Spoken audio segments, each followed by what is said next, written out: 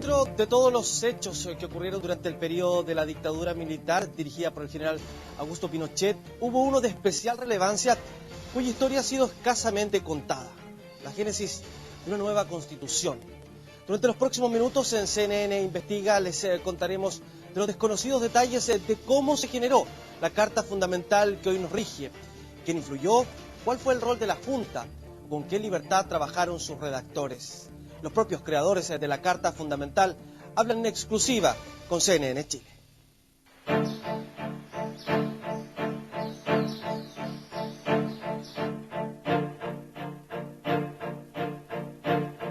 No podemos nosotros aceptar plazas ni parlamentos, que significa diálogo, significa debilidad. Mientras la Moneda era bombardeada el 11 de septiembre de 1973, a solo cuadras, la sede del entonces Congreso Nacional permanecía indemne. Pero a partir de entonces, este sería el escenario donde se diseñaría la nueva arquitectura institucional del país. Una que, independiente de las diversas opiniones, cambiaría el rostro de la sociedad chilena, lo que para algunos merece el nombre de revolución. La intervención militar del 11 de septiembre de 1973 es la más violenta, la más cruenta, la más profunda, la más fundacional de todas las intervenciones militares que registra la historia de Chile y debe figurar entre las más revolucionarias de América Latina. La Junta Militar, presidida por el general Augusto Pinochet, se propuso desde un comienzo un cambio de rumbo absoluto: girar el destino del país hacia un camino que supuestamente se había abandonado. Inmediatamente de asumida la Junta de Gobierno, el gobierno hizo una declaración, la Junta, de que ella quería restituir la antigua democracia chilena. Las aspiraciones del nuevo régimen exigían un cambio en las reglas básicas que regulaban hasta entonces la vida social y política. En medio de la persecución y las violaciones a los derechos humanos que se registraban en el país en 1973, la conformación de un equipo de juristas no llamó mayormente la atención. Era la reacción de las Fuerzas Armadas a un experimento socialista fuertemente criticado por una parte de la sociedad. Porque Chile vivía en una situación revolucionaria y contrarrevolucionaria, incluyendo, ¿no es cierto?, actos de violencia, muertos y sobrepasamiento del Estado de Derecho. Eso es un hecho históricamente demostrado y constatado. Aparte de Sergio Díez y Jorge Ovalle, la comisión quedó conformada por los profesores de la Universidad Católica Jaime Guzmán, Enrique Evans y Alejandro Silva Bascuñán. También se incorporaron los abogados Enrique Ortúzar, Alicia Romo y Gustavo Lorca. En ese momento yo le dije a Gustavo Lee: nosotros no vamos a hacer una constitución para que después ustedes la encuentren mala. Lo primero que vamos a hacerle es mandarle un memorándum acerca de las ideas nuestras y de los objetivos que debiera tener la Constitución. La prohibición de las doctrinas marxistas, la protección de la propiedad privada, la incorporación de la segunda vuelta a las elecciones presidenciales y el aumento de las mayorías requeridas para modificar la Constitución fueron algunas de las ideas fundamentales que presentó la comisión a la Junta de Gobierno. Pinochet fue a la comisión una vez, o dos en todo el tiempo, y dijo: hemos leído el memorándum y yo estoy de acuerdo con las ideas fundamentales. El 24 de septiembre de 1973, en los días más álgidos del nuevo régimen, comenzó a operar la comisión. Los salones del a esa altura clausurado Congreso Nacional sirvieron para debatir las normas básicas que regularían a Chile en gran parte hasta nuestros días. Se produjeron algunas diferencias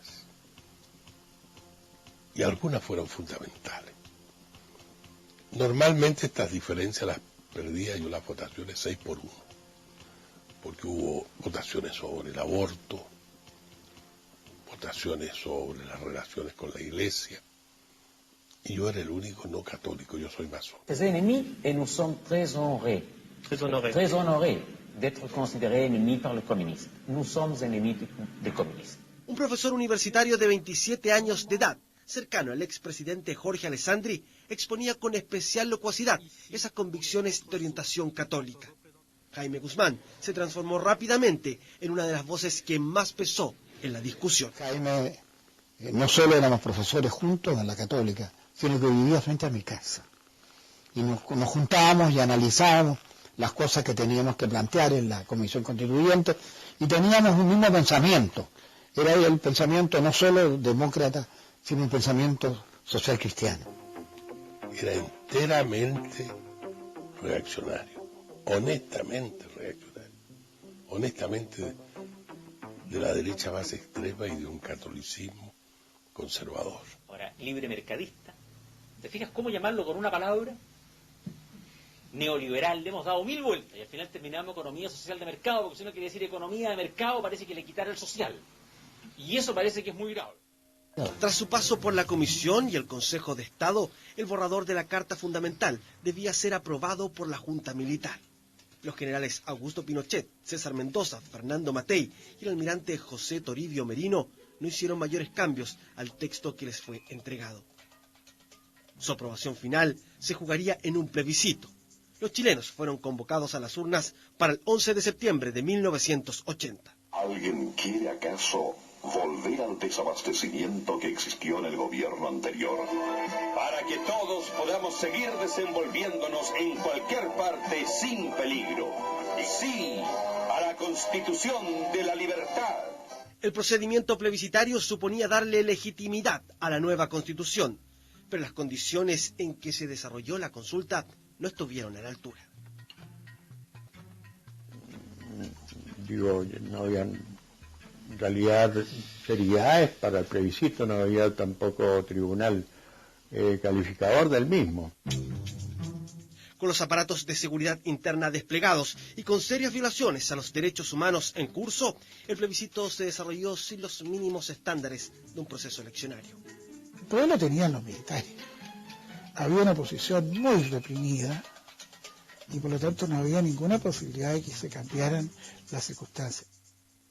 La transparencia del proceso difícilmente podía ser cuestionada por las vías oficiales. El expresidente Ricardo Lagos recuerda una anécdota protagonizada por su mujer, donde se refleja el ambiente de la jornada. Se dijo que el escrutinio iba a ser público.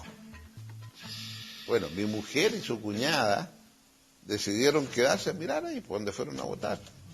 A la media hora las pillaron y las hicieron circular. Le dijeron que volvieran a las 4 de la tarde. Volvieron a las 4 de la tarde, no las dejaron entrar. Y cuando se planteó todo esto dijeron que no, que esto era para gente honorable. 3 décadas después de aquel plebiscito han surgido nuevos testimonios que exponen la falta de transparencia de la consulta. El exministro del régimen, Carlos Cáceres, considera que un elemento en particular desató las críticas. Y por lo tanto se acusó, ¿no es cierto?, de una, quote, comillas, una ilegitimidad en la generación de la Constitución Política del año 1980, porque la votación no tenía contemplado previamente los registros electorales y eso daba lugar a que gente pudiera haber votado varias veces sin que nadie hubiese podido controlar ese proceso. A pesar de las críticas, la opción sí se impuso con un 67% de los votos. Era un sí al general Pinochet como presidente de la República por un periodo de 8 años y un sí a la nueva Carta Fundamental. La nueva Constitución no solo transformó al general Pinochet en presidente, sino que permitía que transcurridos los siguientes 8 años prorrogara su mandato por igual periodo de tiempo. Para definir esa extensión, era necesario que convocara a un nuevo plebiscito en 1988. La oposición centró sus esperanzas en esa nueva consulta, pero temían que si la falta de transparencia se repetía en el nuevo proceso plebiscitario, la Junta volvería a ganar. Los derechos humanos ya saben para lo que... Esas garantías debían ser analizadas por un tribunal compuesto por 7 integrantes, nombrados por el propio régimen militar.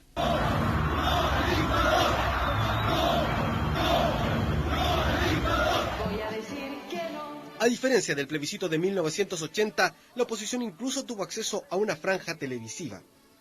El mensaje esperanzador de aquella campaña ayudó a obtener buenos resultados. Luego de 16 años de dictadura, el 55,9% de los chilenos le dijo no a la continuidad del régimen de facto. Tras los primeros cómputos, las horas fueron intensas al interior de la moneda, pero según el exministro del Interior del régimen, Carlos Cáceres, no se contempló la opción de desconocer el resultado. Hemos Hemos salido derrotados en un plebiscito, no vencidos. Luego del triunfo del no en las urnas, el régimen tenía un año de plazo para entregar el poder a quien luego fuera elegido presidente de la República. En el intertanto, importantes modificaciones legales se llevaron a cabo aceleradamente. Tal vez la más importante fue la primera gran reforma a la Constitución de 1980. Casa se construye el futuro de nuestro hijo. Gracias al cielo, nuestro hijo nacerá en un hogar seguro. Así es. La paz y tranquilidad que hoy vivimos nos han permitido este feliz matrimonio. Espero que el futuro siga así. Me asusta esto de la política. No te preocupes. El 30 de julio votaremos por las reformas que mejorarán la Constitución y ella es garantía de paz. Entre otras cosas, el acuerdo proponía el término de la facultad presidencial de exiliar y de disolver la Cámara de Diputados. Además, se eliminó la prohibición de partidos marxistas. También se endurecieron los requisitos para reformar la Constitución y el sistema binominal fue confirmado. Yo no estaba muy de acuerdo, lo voy a decir, todo el mundo lo sabe. Pero si yo me oponía y llamaba a votar no había concertación. La principal crítica del entonces líder del Partido por la Democracia era el sistema binominal, también la de otras figuras de la concertación, pero un compromiso de palabra calmó aquellas aprensiones. Empecé a preguntar, ¿qué garantías tenemos?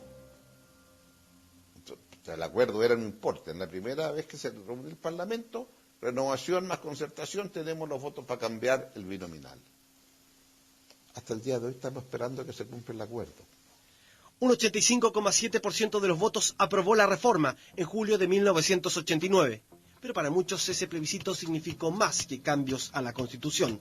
Las condiciones en que se llevó a cabo, la participación ciudadana y la contundencia de los resultados entregó algo de legitimidad a la Carta Fundamental. El régimen también se hizo una importante lectura. La conversación con los partidos de la concertación nos llevó a todos a la conclusión que lo mejor para el país era sin lugar a duda una transición pacífica, una entrega del poder pacífico. No era un proceso revolucionario, no era la interrupción de un proceso, era simplemente el seguimiento por una nueva vía, ahora de una vuelta a la plenitud de la democracia. El retorno a la democracia avivó las expectativas en torno a qué sucedería con la Carta Fundamental ideada en el periodo de la dictadura. La concertación debía jugar con esas reglas, y ese juego no era fácil. Elementos más relevantes de la Carta Fundamental requería 2/3 de los senadores y diputados en ejercicio. Un quórum inalcanzable durante los primeros años de democracia. Pero en 2005, justamente la existencia de senadores designados ahora de la concertación fue lo que facilitó el pacto. Se terminaron, por ejemplo, con los senadores designados y vitalicios. El Consejo de Seguridad Nacional, que era un Estado dentro del Estado, quedó reducido prácticamente a un órgano que no tiene ninguna capacidad decisoria. Se redujo el periodo presidencial de 6 años a 4. Se bajaron las exigencias de edad para ser parlamentario y presidente. En total, hubo 54 reformas. Fue el cambio más trascendental que se ha realizado a la Constitución de 1980. Pero uno de los elementos más controvertidos de la Carta Fundamental se mantuvo. ¿Cuál fue la única cosa que no pudimos cambiar? El binominal. Tras la reforma, la firma del general Augusto Pinochet fue reemplazada por la del presidente Ricardo Lagos. Pero para poner su rúbrica, el mandatario exigió que el sistema binominal no figurara en el texto. El sistema se mantuvo, solo que desde entonces, en vez de regularse en la Constitución, aparece en una ley, cuya modificación exige el mismo quórum de una reforma constitucional. Y eso es lo que me permitió decir, esta Constitución tiene y pasa el test democrático. No tiene todo lo que yo quisiera. El Estado sigue siendo subsidiario, pero no había espacio para lo otro. ¿La gente no se acuerda de las palabras de Lagos? Las dijo, por fin Chile llegó a una constitución democrática que nos une, nos felicitó a todos, le agradeció a todos los partidos. Y esto fue ayer, en 2005, para una evolución constitucional. Es ayer. Esa misma persona nos viene a decir hoy día, no. La permanencia del sistema electoral, que tiende a equiparar las fuerzas de la primera y segunda mayoría, ha sido históricamente defendida por los partidos de la Alianza como garante de los consensos y la estabilidad política. El punto es que la Constitución, ¿qué es lo que buscó? Que se formaran grandes bloques. ¿Por qué? Porque uno de los problemas, y esto no lo digo yo, lo decían todas las personas de distintos transversalmente que habían tenido responsabilidad pública, es que el sistema electoral anterior chileno, que era ultraproporcional. Generó el multipartidismo, generó un problema de desencuentro. Para este miembro de la comisión que elaboró la Carta Fundamental, los efectos del actual sistema de elección parlamentaria no solo atentan contra el gobierno de las mayorías, sino que es uno de los principales legados del régimen militar. En Chile, a raíz de esto, Pinochet sigue vigente. No existe en Chile una democracia en el buen sentido del término. El gobierno de la mayoría dentro del Estado de Derecho.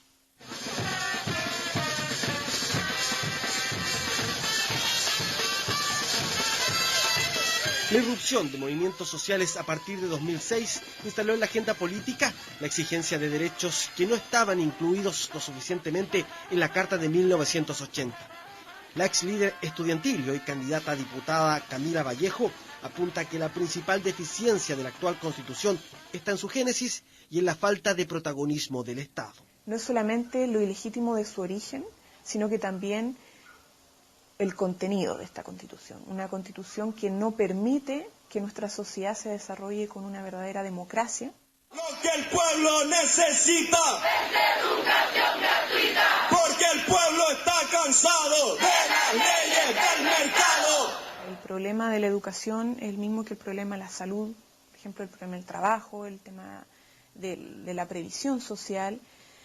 El Estado, como está caracterizado en la actual Constitución, es un Estado subsidiario, no es un Estado garante de derechos sociales fundamentales.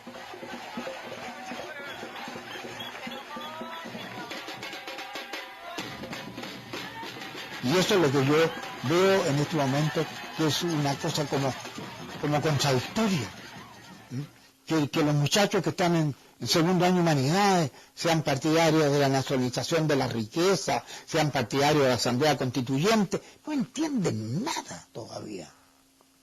Y no entienden nada no por falta de inteligencia, sino porque no han recibido ni la cultura de la experiencia, ni la cultura de la ciencia. Conocimiento constitucional de las etnias, una mayor protección a la salud y educación gratuita son elementos coincidentes entre quienes exigen una nueva Carta Fundamental. También un mayor protagonismo del Estado en las soluciones que demanda la ciudadanía.